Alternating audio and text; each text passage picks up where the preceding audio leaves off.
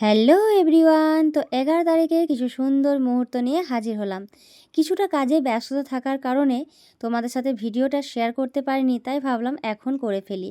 তো আমরা প্রায় অনেক দেরিতে ঠিক করেছিলাম যে মায়ের সারদা মায়ের জন্মদিন উপলক্ষে আমরা জয়রামবাটি যাব। সেই জন্য আমরা 12:50 বাসটা ধরেছিলাম, আর বাসের ভিতর থেকে তোমাদের বাইরের যে সুন্দর দৃশ্য সেটা দেখানোর চেষ্টা করছি। তো যেতে যেতে আমরা বিষ্ণুপুর বাস স্ট্যান্ডে কিছুটা পেয়ারা মাখাও খেয়ে নিলাম, আর এই পেয়ারা মাখাটা কিন্তু বিষ্ণুপুর বাস স্ট্যান্ডে খুব ভালো করে। যাই হোক, কতুলপুরে নেমে আরও একটা বাস চেঞ্জ করে নিলাম। তো এই বাসটা দেখো, এই বাসটা ডিজাইনটা কিন্তু খুবই সুন্দর ছিল। তো যাই হোক, কিছুক্ষণের মধ্যেই আমরা পৌঁছে যাব আমাদের গন্তব্যস্থলে, যেটা ছিল জয়রামবাটি। তো কিছুটা আমাকে একটু দেখে নাও কেমন লাগছে। তো তারপরে আমরা চলে গিয়েছিলাম জয়রামবাটিতে। তো দেখো, সাইডে প্রচুর পরিমাণে দোকান রয়েছে, আর আমরা যখন পৌঁছাই তখন 3:50 বেজে গেছে অলরেডি। তো তখন কিন্তু পুরোটা প্রায় প্রসাদ বিতরণ শেষ, ভিড়ভাট্টাও তেমন একটা ছিল না, পুরো ফাঁকায় ফাঁকায় গিয়েছিলাম।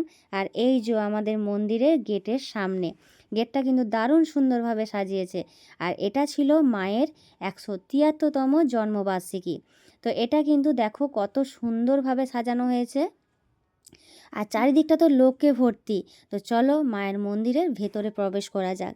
মায়ের মন্দিরের ভেতরে কিন্তু সচরাচর ভিডিও করতে দেয় না, কিন্তু এখন যেহেতু উৎসব চলছে সবাই কিন্তু ভিডিও নিয়েও ব্যস্ত ছিল। মায়ের মূর্তিটা দেখো একবার কত সুন্দর সাজানো হয়েছে। মাকে এইভাবে কিন্তু তোমাদের সামনে যে তুলে ধরতে পারবো সেটা ভাবতেই পারিনি। তো যাই হোক, চারিদিকটা একবার দেখে নাও, এখন কিন্তু ভিড় একেবারেই নেই, আর এখানেও কিন্তু প্রসাদ বিতরণ হচ্ছিল। আর আমরা একেবারে লাস্টে, তো এখানে ছিল খিচুড়ি, আলুর দম, চাটনি, আর এটা ছিল নতুন প্রসাদ বিতরণের স্থল, যেখানে প্রচুর মানুষের প্রসাদ খাওয়া হয়ে গেছে। তখন প্রায় 4টে বাজে, খেয়ে দিয়ে আমরা যখন সাইডগুলো ঘুরছিলাম তখন 4:10-15 বাজছিল। তো দেখো এখানে কত মানুষের ভিড় ছিল, আর এই সাইডেও কিন্তু দাঁড়িয়ে দাঁড়িয়ে খিচুড়ি খাওয়ার ব্যবস্থা হয়ে রয়েছে। কারণ প্রচুর মানুষের যেহেতু সমাগম হয়, প্রত্যেকটা জায়গাতে খুব সুন্দরভাবে পরিবেশনা করা হয়েছে। আর আমরা যখন চারিদিকটা ঘুরে দেখছিলাম তখনও পর্যন্ত প্রসাদ খাচ্ছিল মানুষজন। আর এটা ছিল আশ্রমেরই জায়গা, যেখানে সবজি উৎপাদন করা হয়, আর এটা ছিল গোশালা। গোশালাটাও কিন্তু খুবই বড়, আর এর পাশেও কিন্তু গোশালা রয়েছে। গোশালাগুলি খুবই পরিষ্কার, আর এখানে কিন্তু ধান তুলে নিয়ে এসে ঝাড়াই বাছাই করা হয়।